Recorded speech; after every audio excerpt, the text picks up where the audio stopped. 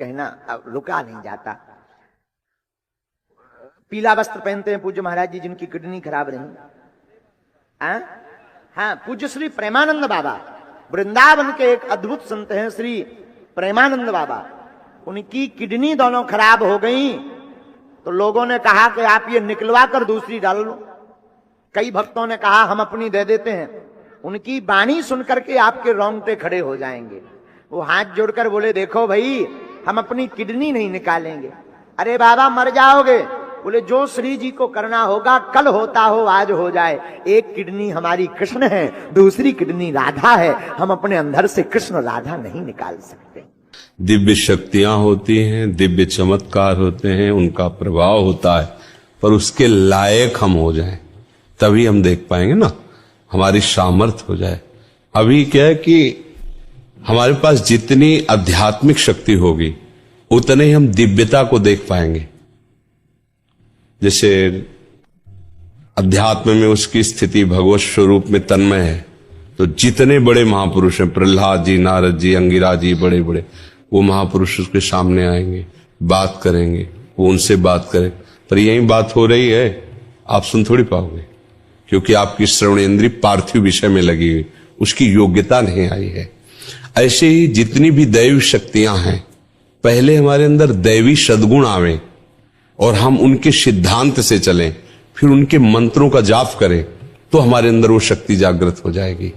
अगर हमारे अंदर शक्ति नहीं तो हमें सब ड्रामा लगेगा, सब हमें नाटक लगेगा कि हमें क्यों नहीं दिखाई देता। तुम्हारा आध्यात्मिक शक्ति विषयों के भोग में नष्ट हो चुकी है, तुम्हारे अंदर सामर्थ्य नहीं रह गई। जो विषय चाहता है तुम्हें रौंद देता है। अब तुम दिव्यता को कैसे अनुभव कर पाओगे? उसके लिए तो भागवतिक शक्ति से संपन्न होना पड़ेगा, तभी तो उस दिव्यता को जान सकते हो। तो मंत्र हैं, उनकी सिद्धियां हैं, चमत्कार हैं, दिव्यताएं हैं, पर उसकी योग्यता आप में होनी चाहिए, देखने की तो है। मंत्र की शक्ति, दैवी चमत्कार तभी जब आप में दैवी सद्गुण हो। अब जो जितना पवित्र होकर जितना लक्ष्य किया उतना जान गया और उतने में ही वो प्रकाशित हो गया, तो वो झूठा नहीं है। ऐसा नहीं कहा जा सकता कि झूठ है, ऐसा नहीं, ये सब है, पर तुम कितना उसे स्वीकार। हमने अपनी आंखों से देखा कि एक जानवर की ऐसे टांग में किसान के अस्त्र लग गए तो उसे खून बह रहा था। तो एक बूढ़े बाबा है, गांव में वो प्रसिद्ध थे खून बांधने के लिए, ऐसे रज लिया और 2 मिनट ऐसे मंत्र बोले और ऐसे किया, बस केवल घाव था, एक बूंद खून बाहर नहीं निकला, एक बूंद। ये हम आंखों से, तो उन्होंने मंत्र सिद्ध किया है। तो ऐसे मंत्र शास्त्रों मंत्र हैं जो छोटे छोटे कार्यों की, छोटी छोटी बातों की सिद्धि। पर जब भगवत प्राप्ति का लक्ष्य होता है तो ये बड़ा लक्ष्य है, फिर इन सब छोटी बातों को स्वीकार नहीं किया जाता। ये उनके समीप जाने से स्वाभाविक हो सकता है, वो नहीं चाहेंगे। वो चाहेंगे यही कि आप सच्चिदानंद भगवान में लगे। पर आपकी जो कामना है, तो कल्पतरु भगवान की आराधना करते तो उनके प्रभाव से हो सकता है आपकी कामना पूर्ण हो जाए। उनका आशीर्वाद इस बात का नहीं होगा। आशीर्वाद ये होगा कि मंगल भवन प्रभु में आपका मन लग जाए और आप भी भक्त बन जाएं, तो आप सदा सदा के लिए दुख से निवृत्त हो जाएंगे। पर ये नहीं कि चमत्कार नहीं।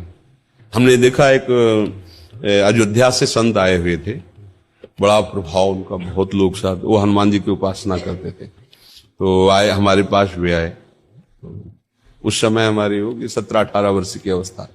तो संतों को बड़े गौर से देखना, क्योंकि संत मार्ग में चल रहे थे, एक एक बात देखना, कैसे उठते, कैसे बोलते, कैसे चलते, उनकी चेष्टा कि ऐसे संत। तो वो नजदीक आए और उनका कि आप क्या साधना करते? हमसे बड़े अवस्था में भी थे और बड़ी भीड़ उनके साथ। तो हमारे गुरु जी ने बताया नाम जप करो, ऐसे ऐसे कुछ यौगिक साधन करते हैं, चमत्कार कुछ।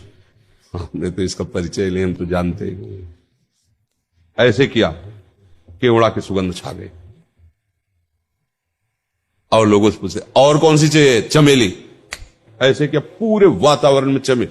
ये मतलब कहानी नहीं है, ये हम प्रत्यक्ष में देखा है। ऐसा पानी लिया, कौन से जूस आप पीना चाहते, कौन सा शरबत, ऐसे कर देती, आप पियो, जो जूस बोला वही जूस। आखिरकार प्रकृति परमात्मा से ही तो है, तो प्रकृति का परिवर्तन परमात्मा मंत्र से क्यों नहीं हो जाएगा? जो परिवर्तन, खंबे से भगवान निकल पड़े कि नहीं निकल पड़े? खंबे से ही तो निकल पड़े। कुत्ते से भगवान को प्रकट किया नामदेव जी ने कि नहीं, तो उसे शरबत पानी को बना देना कौन सी बड़ी बात, क्योंकि भगवान सर्वरूप है। भगवान ही तो है सब रूपों में। उसने मंत्र के द्वारा